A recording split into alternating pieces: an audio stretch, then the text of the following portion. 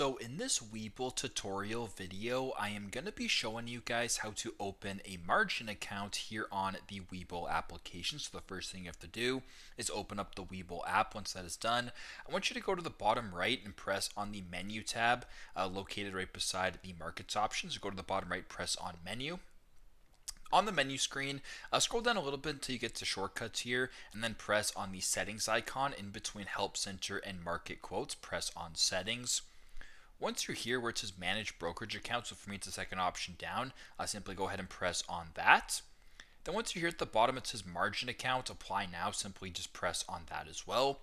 And once you're here, to open up a margin account, it's super straightforward. Just go to the bottom, press on Open Account, and you can go through the steps that way to open up a margin account here on Webull in order to trade stocks or options with a margin account. So super simple, super straightforward.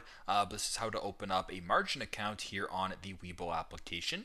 Thanks again for watching, and I hope this video helps.